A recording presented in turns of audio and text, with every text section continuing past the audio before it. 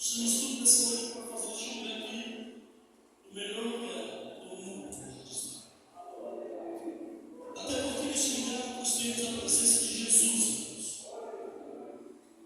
E onde Jesus está, você já sabe o que acontece.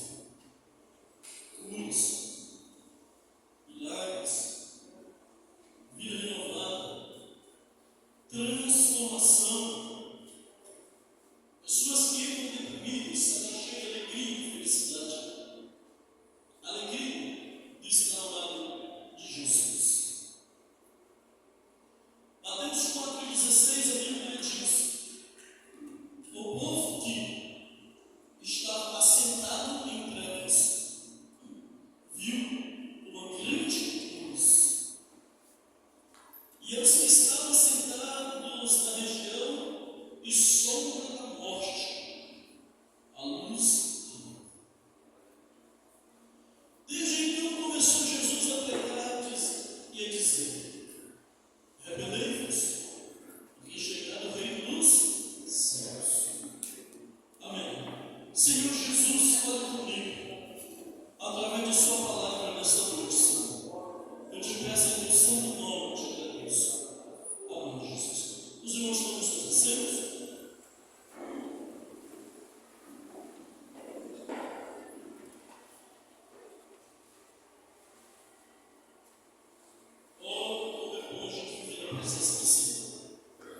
Hoje estamos terminando praticamente o mês. E essa semana nós entramos hoje, lá no primeiro dessa outra mês. E nós estaremos durante todo este mês de abril a abril. Iremos fazer o mês da família. Quero pedir aos pregadores, as pessoas que ministram, que dirigem, que ministram, nós estaremos aqui ministrando sobre a família. Campanha de oração sobre a família.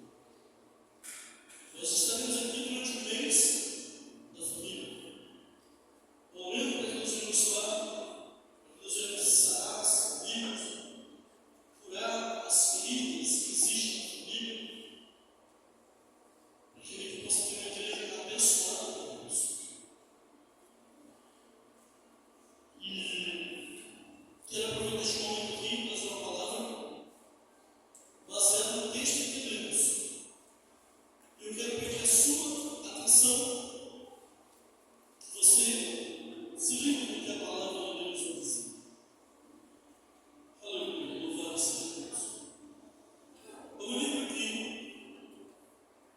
há um certo tempo, há mais ou menos 7 meses atrás,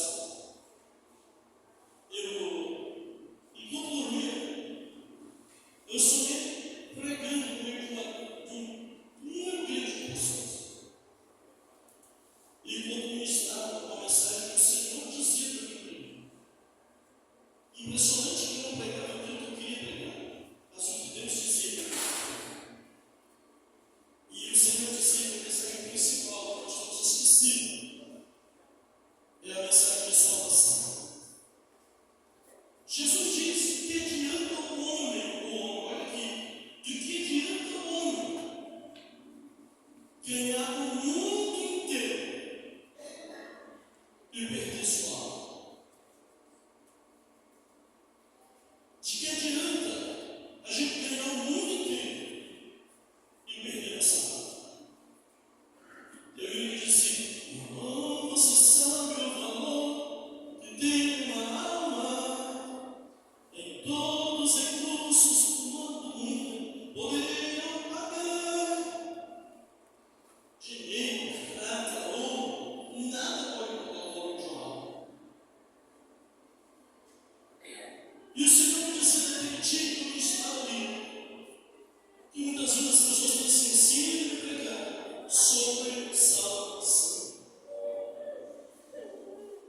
sobre arrependimento. O que é arrependimento? É uma mudança, é um voltar atrás. E essa mensagem tem que ser pregada somente para as pessoas do mundo.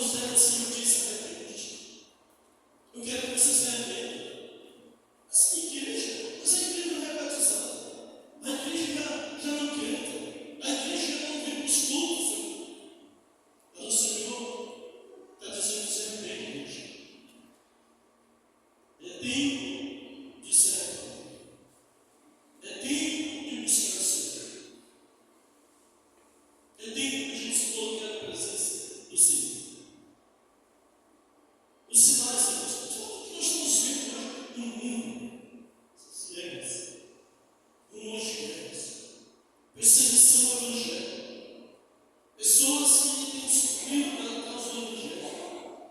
Aquilo que a gente vê que está errado é que as pessoas acham que está certo. O mundo está passando por uma transformação. Para quê? Para receber o reinado do anticristo. Por que ele é anticristo? Porque ele vai querer ser igual a Cristo. Você sabia que quando Cristo morreu e ressuscitou, a Bíblia diz que ele, como anticristo também, no Apocalipse capítulo de número 13, diz que ele vai ser ferido de morte, mas a ferida vai sarar. E nele sairá abundante, com toda a força. Como a Bíblia diz no Apocalipse 19, que Jesus ele virá montado no cavalo branco. A Bíblia diz no Apocalipse capítulo 6, se não me engano, que Satanás também virá num cavalo branco. Vencendo para vencer. Como Jesus foi triunfante na cruz e venceu, Satanás também vai querer ser vencido da cruz. Ele tem inveja de Cristo. Mas eu quero dizer para você uma coisa: tudo que o mundo está mostrando aí, guerra, rumores de guerra, pais contra filhos, filhos contra pais, o esfriamento espiritual. Eu já não tenho mais força de ir para a igreja, eu já não tenho mais força de orar, eu já não tenho mais vontade de crescer na graça de Deus.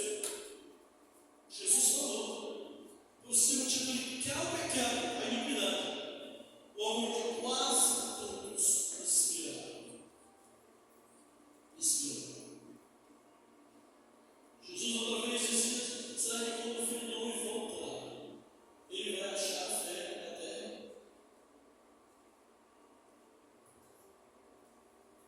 Que o Senhor Jesus possa achar em nós um verdadeiro adorador. Que nós possamos nos esforçar cada vez mais para chegar diante do Senhor e buscar Ele com mais força, com mais integridade, com mais verdade, a sermos verdadeiros adoradores, que adorem a Ele, que vivamos todos com a ideia de sentir a presença dEle, que ao estar na rua a gente possa refletir a imagem dEle, nossos atos, tudo que fizermos, seja para a glória e louvor de Jesus. Mateus capítulo 4, a Bíblia diz que estava no começo do ministério de Jesus. E Jesus, depois de passar por aquele período de tentação, ele foi tentado pelo diabo. E a Bíblia diz que depois que o diabo deixou de perseguir e perturbar ele, os anjos chegaram e o serviram, diz a Bíblia.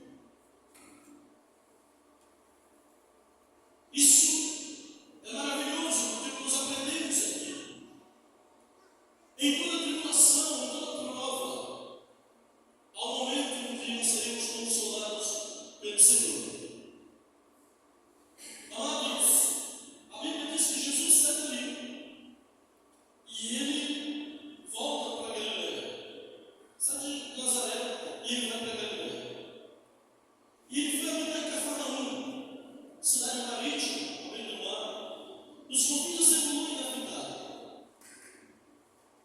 Para que se cumprisse o que foi dito pelo profeta Isaías, que diz: a terra de Zebulon e a terra de Naftalí, junto ao caminho do mar, além do Jordão, a Galileia das Nações. É um lugar onde as pessoas tinham gente de todos os lugares do mundo habitando.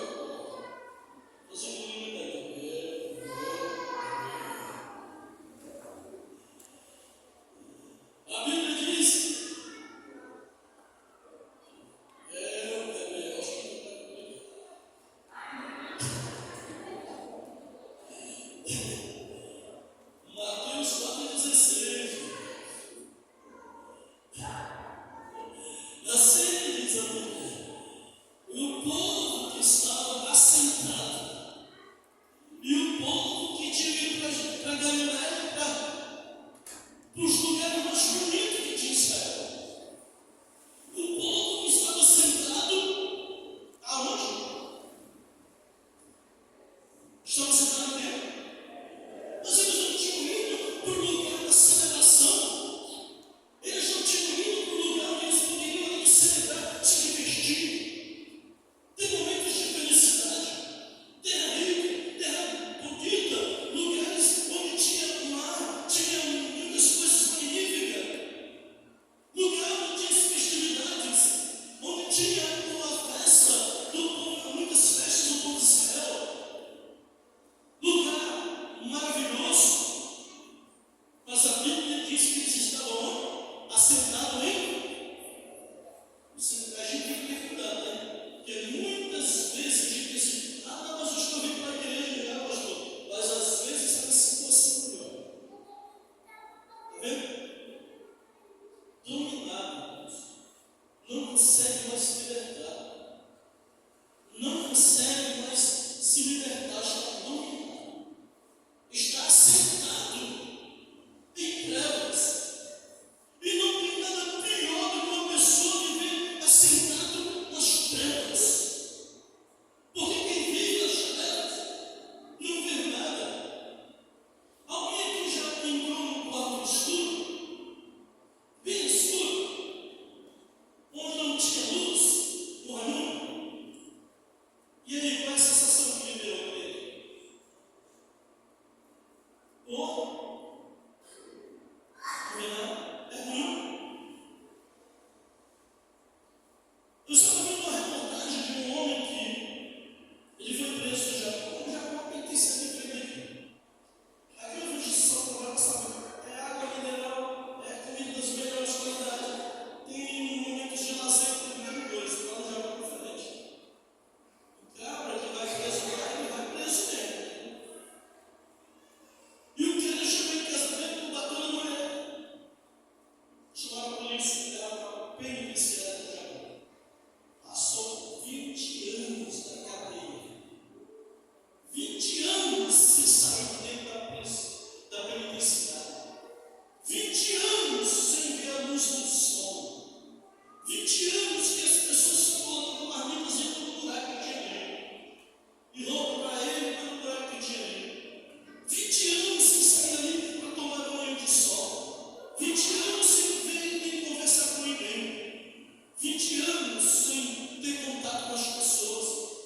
Passou 20 anos. Não tem quem queira ir preso no lugar desse. Aqui no Brasil não quero bagunça, né? Vai preso, não vai curtir. Eu não saio nem 500 vezes. Mas lá está diferente. Aí eu já falei sendo preso. Passou 20 anos na cadeia. 20 anos depois, alguém bate na porta e diz: olha, alvará de soltura. Você está solto, está suprindo o vida da nossa. Já vem cateado, não viu nada dele. Fulano foi missado, ele diz assim: eu não conseguia olhar para o sol, para nada. Estou tão lindo os meus olhos que ardia de uma forma que eu não conseguia olhar. Passei vários dias que eu não conseguia abrir meus olhos, porque eu não conseguia olhar. Acostumou nas trevas, acostumou na escuridão, acostumou no sofrimento. Você sabia que tem muita gente que vive desse mesmo jeito, assentada em trevas? E nesta noite eu quero dizer para você: Jesus saiu de Nazaré. Olha aqui para mim. E ele foi para essas bandas da Galileia, porque ele sabia que ali tinha gente que precisava ser o quê? Liberto. Quem crê que Jesus está aqui? Eu creio. Jesus sai dali e vai para aquelas bandas que queriam iluminar, para cumprir o que disse o profeta Isaías. E quando ele chega ali, o povo está sentado em trevas. Quem vive nas trevas não vê nada. Quem vive nas trevas não sabe se tem sujeito. Quem vive nas trevas não sabe o que tem ao redor. A gente está dentro de um quarto e passa o dia todinho, todo mês ali,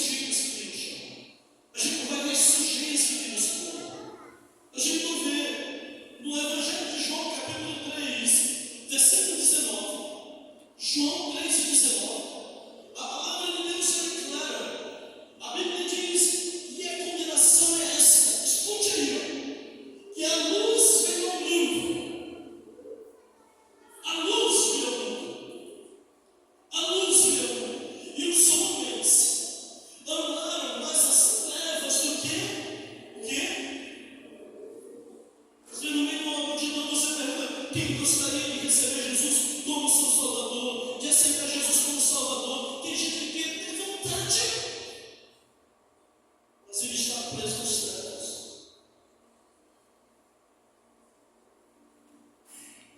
Tem na igreja do Senhor, quem tem coragem a abandonar o pecado e viver vida reta e justa diante de Deus? A gente disse, hoje o culto foi bom, hoje a mensagem foi boa, os filmes foram bons, mas não causou transformação, porque a gente está sentado em trevas. E a Bíblia está dizendo que a luz veio ao mundo, e os homens amaram mais as trevas do que a luz. Por que amaram mais as trevas do que a luz? Porque as suas obras eram más. Continua. Porque todo aquele que faz o mal odeia a luz. Por que odeia a luz? E não vem para a luz, para que suas obras não sejam reprovadas. Você está vendo? O Salmo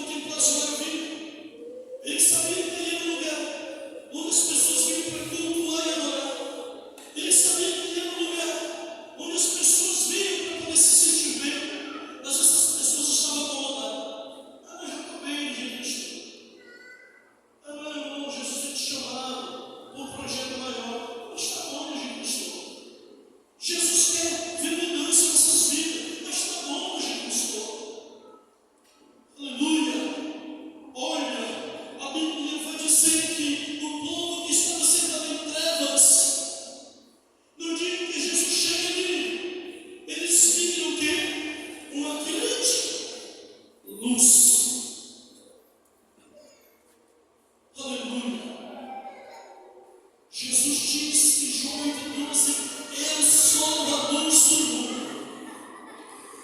Quem me segue não andará em trevas, pelo contrário, terá a luz da vida. Por isso que é bom a gente seguir Jesus, porque quem segue Jesus anda na luz. Quem segue Jesus sabe que está sujeira e vai se limpando do que ela faz. Quem anda com Jesus vai ter uma vida transformada. As coisas que a gente fazia já não faz mais. Bebia, visitou uma bebidazinha, já não bebe mais. Curtia festas do mundo, já não curte mais. Dançava no mundo, já não dança mais. Cantava as músicas do mundo, já não canta mais. Tem que haver uma transformação, porque quando a gente chega à luz, a luz vai fazer que a gente enxergar tudo aquilo que precisa ser mudado.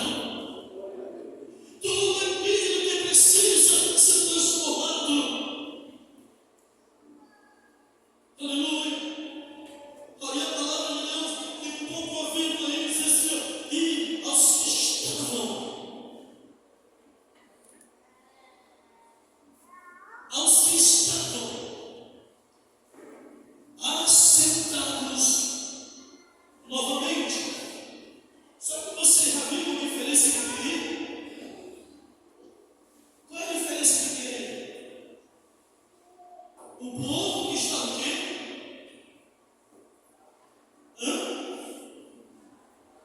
Estava lá. Depois do ponto e a vírgula, o que está escrito? Aos que estavam. Isso significa que a presença de Jesus naquele lugar. Aí o verbo estava, já está no, está onde? No passado. Isso significa que a presença de Jesus naquele lugar causou o quê? Uma mudança, uma transformação. Pois a Bíblia diz assim: estavam assentados na região da sombra da morte. Aqueles que viviam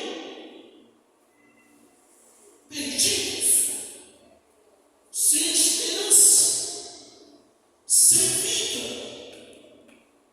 Aleluia, aqueles que viviam distanciados, longe, afastados de Deus.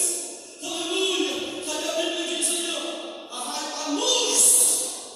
Aleluia. Glória a Deus. A coisa mais. Olha, eu já pesquei. Quando eu era criança, eu ia mais com meu pai no tesouro pescar. E às vezes a gente passava a noite pescando. E eu ficava orando, meu Deus, assim um dia amanhecesse. Senhor, assim um dia amanhecesse um pouco de sol ali. Às vezes remando naqueles lagos, tentando pegar um peixe para a gente comer. E eu ficava dizendo, meu Deus, assim um dia amanhecesse.